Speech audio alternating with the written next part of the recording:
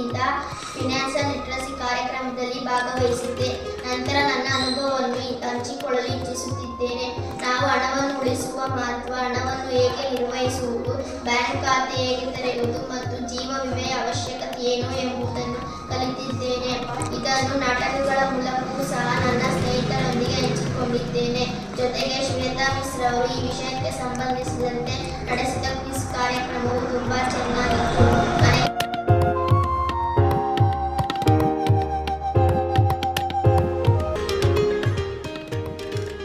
ಆಗಲಿ ಸಾಲ ಮಾಡಬೇಕಾದರೆ ಬಹಳ ಜಾಗ್ರತೆಯಿಂದ ಇರಬೇಕು.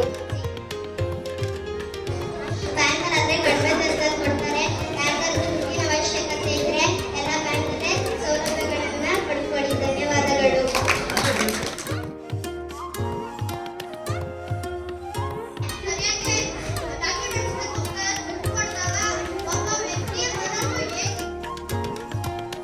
ಬ್ಯಾಂಕಲ್ಲಿ ಕಡಿಮೆ ಬಡ್ಡಿಗೆ ಸಾಲ ಪಡೆದು ಸುಖವಾಗಿ ಬರುತ್ತದೆ.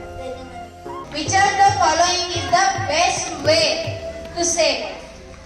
Option A, depositing money in the bank.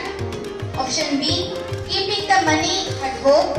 C, spending with her friends.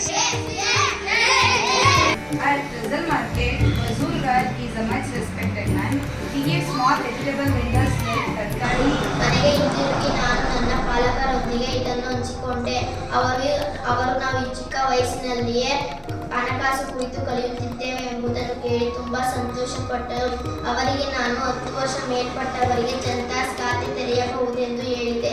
ನನಗಾಗಿ ಶೂನ್ಯ ಶೇಷ ಖಾತೆ, ಝೀರೋ ಬ್ಯಾಲೆನ್ಸ್ ಅಕೌಂಟ್ ತೆರೆಯಲು ಕೋರಿದೆ. ನಮ್ಮ ಶಾಲೆಯಲ್ಲಿ ಕಾರ್ಯಕ್ರಮವನ್ನು ಆಯೋಜಿಸಿರುವ ಶಾರದಾ ಟ್ರಸ್ಟ್ಗೆ ಧನ್ಯವಾದಗಳನ್ನು ಹೇಳಲು ಇಚ್ಛಿಸುತ್ತೇನೆ ಮತ್ತು ಎಲ್ಲ ಮಕ್ಕಳಿಗೆ ಬ್ಯಾಂಕಿಂಗ್ ಮತ್ತು ವಿಮಾ ಖಾತೆಯ ಬಗ್ಗೆ ಸ್ಪಷ್ಟವಾಗಿ ತಿಳಿದುಕೊಳ್ಳಲು ಸಹಾಯವಾಗಿದೆ. ಧನ್ಯವಾದಗಳು.